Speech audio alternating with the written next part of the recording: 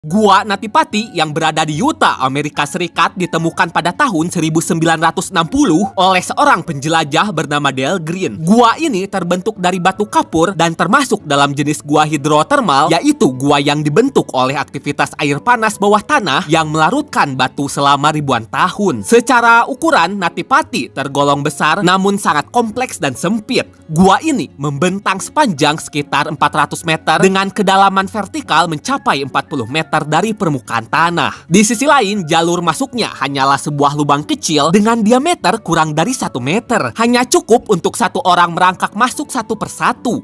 Kemudian begitu masuk ke dalam, penjelajah akan menemukan banyak sekali lorong yang sebagian besar tidak lebih lebar dari tubuh manusia dewasa. Selain sempit, lorong-lorong yang ada juga berliku-liku, menanjak, menurun, terkadang bercabang, dan menyatu kembali. Sederhananya, semua lorong membentuk labirin alami yang bisa dengan mudah menyesatkan siapa saja yang tidak paham dengan Nativati. Di dalam gua tidak ada ruang terbuka besar atau ruang untuk berdiri dengan leluasa. Maka tak heran, sebagian besar area mengharuskan penjelajah untuk merangkak dan menekan tubuhnya di antara dua dinding batu kapur. Selain itu, udara di dalam gua sangat lembab dan dingin. Parahnya lagi, Nativati itu gelap total tanpa adanya cahaya alami. Jadi, penjelajah sangat diwajibkan untuk membawa senter. Di Nativati juga terdapat bagian-bagian gua yang terkenal sangatlah berbahaya. Yang pertama ada The Bird Canal. Lorong ini sangatlah sempit dan memaksa penjelajah untuk merangkak maju dalam posisi tengkurap. Lebarnya hanya sekitar 25-30 cm dan panjangnya hampir 3 meter. Yang kedua ada Scout Eater. Lorong ini bercabang dan mudah menipu, sehingga banyak penjelajah yang tersesat. Bentuknya memanjang, berliku-liku, dan terdapat bagian-bagian yang seakan-akan menyempit tiba-tiba. Yang ketiga ada The Maze. Bagian ini terdiri dari lorong-lorong kecil yang bercabang dan saling terhubung layaknya labirin, seringkali tanpa tanda yang jelas. Banyak penjelajah yang kesulitan untuk membedakan satu lorong dengan yang lainnya karena bentuknya sangat serupa. Yang keempat ada Edge Push. Bagian ini sangat ekstrim karena memaksa penjelajah untuk merayap melalui lorong yang sangat sempit dan menekan dada serta punggung. Yang kelima ada Aorta Crawl. Karena sempit, maka untuk melewati bagian ini, penjelajah harus membungkuk dalam posisi menyerupai huruf S. Tekanan pada lutut, punggung, dan leher sangatlah ekstrim, jadi tak heran apabila bagian ini juga sangatlah berbahaya. Yang keenam ada The Big Slide. Berbeda dari lorong lainnya, The Big Slide adalah bagian yang relatif luas namun memiliki kemiringan tajam layaknya perosotan. Yang ketujuh ada The Funnel. Sesuai namanya, bagian ini melebar di atas dan mengecil di bawah layaknya corong. Banyak penjelajah yang meremehkan bagian ini karena tampak mudah dari atas. Namun, begitu tubuh sudah masuk lebih dalam, ruang gerak menyempit secara drastis dan mampu menciptakan efek psikologis berupa kepanikan. Terlepas dari itu semua, setelah mengetahui struktur Nativati, wajar rasanya apabila gua satu ini dianggap sebagai salah satu gua paling berbahaya di negara Amerika Serikat. Dalam kurun waktu antara 1999 hingga 2004 saja, tercatat ada 6 insiden serius yang membuat penjelajah harus diselamatkan secara darurat. Akibatnya, gua ini pernah ditutup pada tahun 2004. Namun pada bulan Mei 2009, Nativati kembali dibuka dengan sistem reservasi dan regulasi yang baru. Tak lama setelah pembukaan ini, terjadi peristiwa tragis yang menimpa John Edward Jones.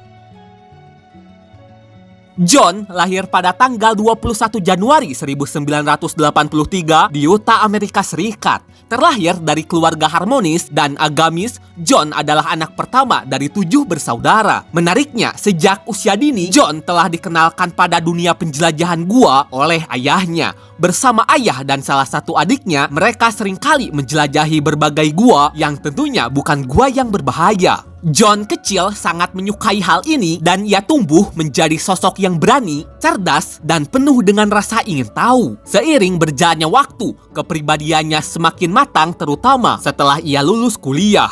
Singkat cerita, pada tahun 2006, John menikah dengan Emily Dawn Peterson. Pada tahun 2008, mereka dikaruniai seorang putri bernama Elizabeth, dan pada tahun 2009, Emily sedang mengandung anak kedua. Di sisi lain, John juga melanjutkan studinya di University of Virginia School of Medicine dengan tekad untuk menjadi seorang dokter spesialis jantung anak. Menariknya, meski sibuk menjadi mahasiswa, apalagi ia juga mengurus keluarganya, John tidak pernah benar-benar meninggalkan semangat petualangannya. Oleh sebab itu, saat Gua Natipati dibuka kembali untuk umum, muncul keinginan dalam dirinya untuk kembali menyusuri lorong-lorong sempit yang penuh tantangan seperti masa kecilnya.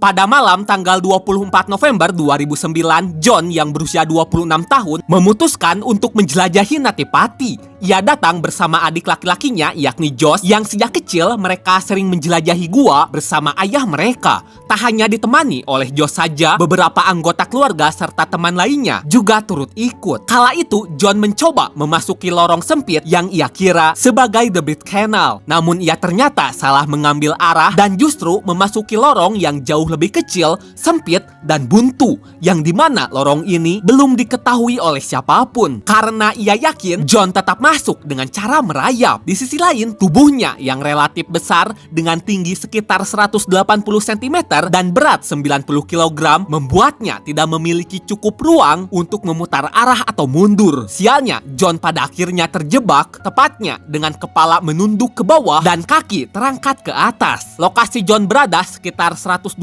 meter dari pintu masuk gua dan pada kedalaman hampir 20 meter dari permukaan tanah. Singkat cerita, Josh dan yang lainnya dengan cepat menghubungi tim penyelamat. Tak lama kemudian, lebih dari 130 personel penyelamat termasuk tim SAR, teknisi gua, dan relawan bergantian masuk ke gua untuk mencoba menarik John keluar, yang sayangnya John sangat sulit untuk dikeluarkan. Selain itu, berbagai metode telah dicoba untuk menarik tubuhnya dengan hati-hati, namun semuanya gagal total. Di sisi lain, sebenarnya John nyaris berhasil diselamatkan. Kala itu, tali katrol berhasil menarik tubuh John beberapa sentimeter, namun tali tersebut kemudian putus secara tiba-tiba, yang menyebabkan John terperosok kembali ke dalam celah yang sialnya lebih sempit dan juga lebih dalam dari sebelumnya. Setelah itu, kondisinya memburuk secara drastis dikarenakan tubuhnya dalam posisi terbalik selama berjam-jam, yakni sekitar 27 hingga 28 jam. John mulai menunjukkan tanda-tanda kegagalan organ. Sederhananya, posisi tersebut menyebabkan tekanan darah meningkat ke arah kepala, pernapasan menjadi semakin sulit, dan sirkulasi darah juga terganggu. Meskipun tim medis terus berkomunikasi dan memberinya cairan, John mengalami serangan jantung dan dinyatakan meninggal dunia pada malam tanggal 25 November.